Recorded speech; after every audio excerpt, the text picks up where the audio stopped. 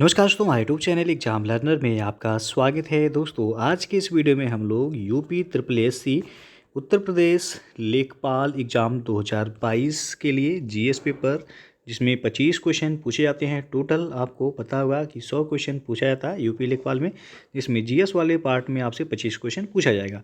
तो इस वीडियो में हम लोग केवल जीएस के क्वेश्चन देखेंगे, फिर आगे आपको ग्रामीण विकास के भी क्वेश्चन हल कराए जाएंगे। तो वीडियो को लाइक शेयर कर दीजिएगा। चैनल पर पहली बार आए हैं तो चैनल को सब्सक्राइब कर लीजिएगा, साथ में बेल आइकन को प्रेस कर लीजिएगा, जिससे आने वाले अगले वीडियो का नोटिफिकेशन आपको पहले मिलता रहे। और पीडीएफ आपको हमारे टेलीग्राम चैनल पर मिल जाएगा। नीचे डिस्क्रिप्शन में टेलीग्राम का लिंक दे दिया गया, वहाँ से ज्वाइन करके आप पीडीएफ भी डाउनलोड कर सकते हैं। तो आइए देखते हैं। दोस्तों अकेडमी आपके लिए लेकर आया है क्रैक यूपी लेखपाल एग्जाम, और जो है आपको पता होगा इंडिया का सबसे लार्जेस्ट जो है लर्निंग प्लेटफॉर्म है अकेडमी। तो यूपी लेखपाल एग्जाम के लिए जो 3 मंथ का कोर्स ड्यूरेशन फीस रखा गया 1000 रुपये है, 6 मंथ का है 1500 रुपये, और 1 साल का फीस है 2000 रुपये।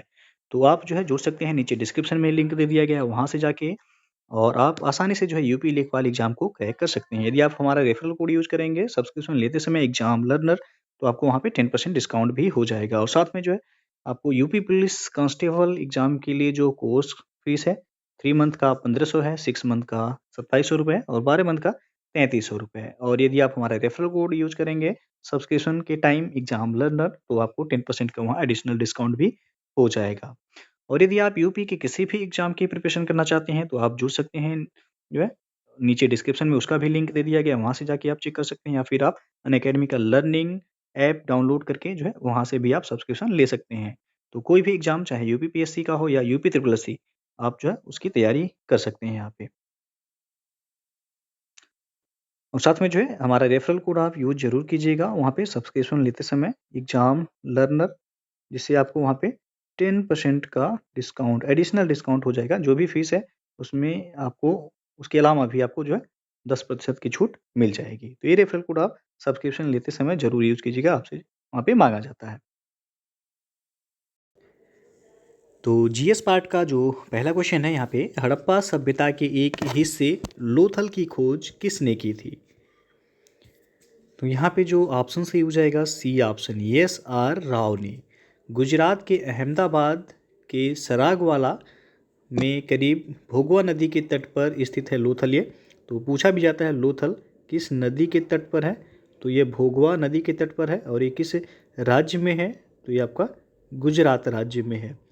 और इसकी खोज जो है 1954 में 1954 में एस आर राव एवं माधव स्वरूप वत्स ने की थी। तो ऑप्शन में केवल एस आर राव है, माधव स्वरूप वत्स नहीं है। तो सी विकल्प यहाँ पे सही हो जाएगा। तो इतना याद रखिएगा, लोथल भोगवा नदी के तट पर है, इसकी खोज हुई थी 1954 में, किसके द्वारा? एस आर राव और माधव स्वरूप वत्स ने, और ये आपका गुजरात राज्य में स्थित है। अगला प्रश्न है, निम्नलिखित में से किस एक अधिनियम द्वारा भारत में संघीय न्यायालय की स्थापना की गई थी? तो यहाँ पे जो ऑप्शन दिया गया है डी ऑप्शन सही होगा, उपर्युक्त में से कोई नहीं। भारत सरकार अधिनियम 1935 के अंतर्गत 1 अक्टूबर 1937 को भारत में संघीय न्यायालय की स्थापना की गई थी।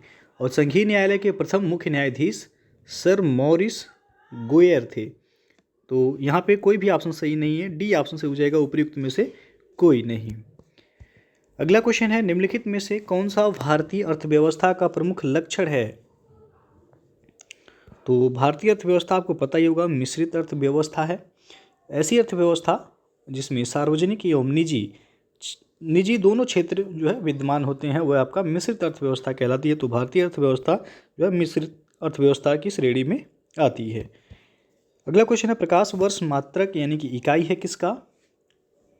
तो दूरी का इकाई है, सी विकल्प सही हो जाएगा।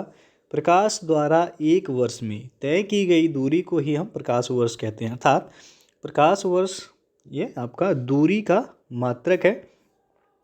और एक प्रकाश वर्ष यदि दिया जाए कि एक प्रकाश वर्ष ये आपका 9.46 इंटू 10⁻15 मीटर के बराबर यह होता है। तो प्रकाश वर्ष पूछा गया है किसका मात्रक है? दूरी का मात्रक है, सी ऑप्शन सही हो जाएगा। अगला प्रश्न है, 24 अप्रैल 2021 को निम्न में से किसे भारत के 48वें मुख्य न्यायाधीश के रूप में नियुक्त किया गया है? तो इनका नाम है न्यायमूर्ति एन.वी. रमन्ना। इनको भारत के 48वें मुख्य न्यायाधीश के रूप में नियुक्त किया गया है। अगला क्वेश्चन है, मोहम्मद बिन कासिम द्वारा सिंध की विजय कब हुई थी? तो ये हुआ था 712 ईस्वी में। भारत पर पहला मुस्लिम आक्रमण जो हुआ था वह आपका 711 ईस्वी में अरब आक्रमणकारी मोहम्मद बिन कासिम के नेतृत्व में हुआ था। और मोहम्मद बिन कासिम द्वारा सिंध की विजय 712 ईस्वी में हुई थी। तो पहला आक्रमण हुआ था 711 में। यहाँ पे पूछा गया सिंध की विजय कब हुई थी मोहम्मद बिन कासिम के द्वारा? तो 712 ईस्वी में हुआ था। और निम्नलिखित में कौन लॉरेंज वक्र द्वारा मापा जाता है? तो आय की विषमता कई बार ये पूछा गया है, कई एग्जाम में ये क्वेश्चन। डी ऑप्शन सही हो जाएगा यहाँ पे। धन और आय की विषमता का अध्ययन करने के लिए अमेरिकी अर्थ सांख्यिकीकार डॉक्टर मैक्स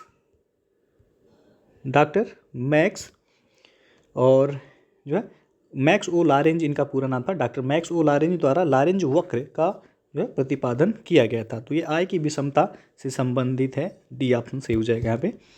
एटम में न्यूट्रॉन की खोज किसने की थी? तो किया गया था चैडविक के द्वारा। बी ऑप्शन यहाँ पे सही हो जाएगा। न्यूट्रॉन की खोज 1932 में चैडविक ने की थी। और न्यूट्रॉन यह विद्युत उदासीन कण है। अगला क्वेश्चन है, डॉक्टर श्री सी.वी. रमन को किस क्षेत्र में कार्य करने के लिए नोबेल पुरस्कार से सम्मानित किया गया था?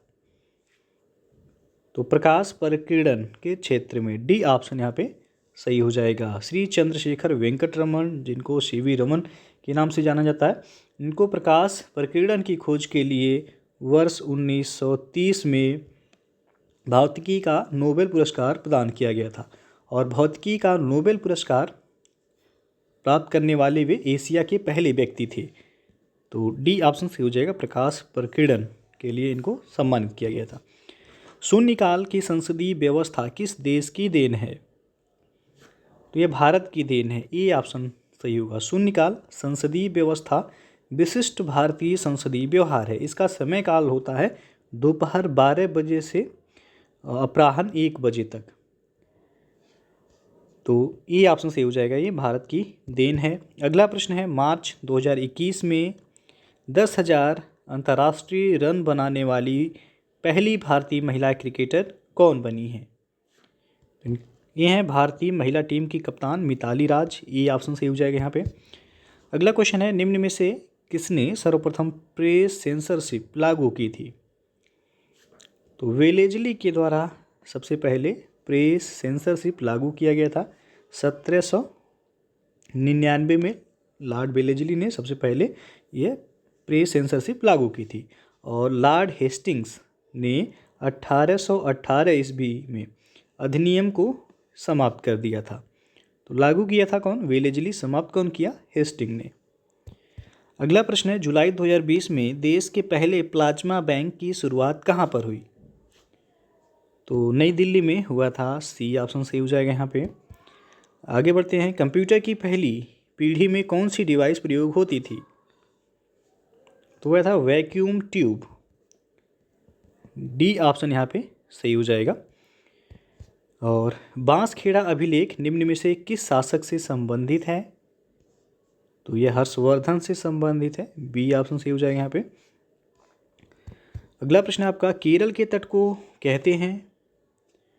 तो केरल का तट मालाबार तट कहलाता है। बी ऑप्शन यहाँ पे सही हो जाएगा। और मंगलौर से लेकर कन्याकुमारी तक के क्षेत्र को हम मालाबार तट कहते हैं।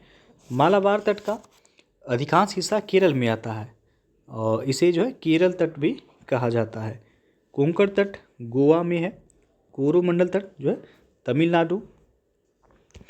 और अगला क्वेश्चन है, धन विधेयक पेश किया जा सकता है? तो यहाँ पे ऑप्शन देख सकते हैं आप।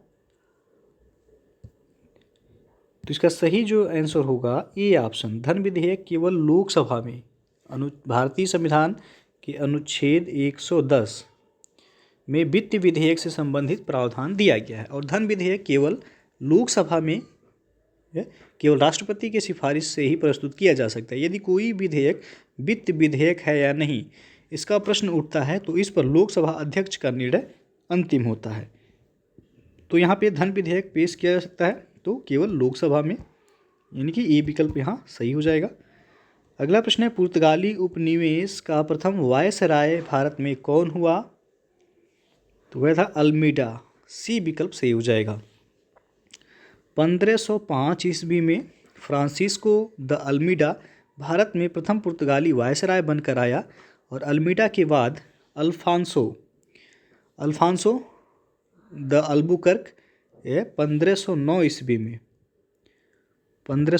ईस्वी में वायसराय बनकर आया था। तो सबसे पहले आया था अल्मीडा।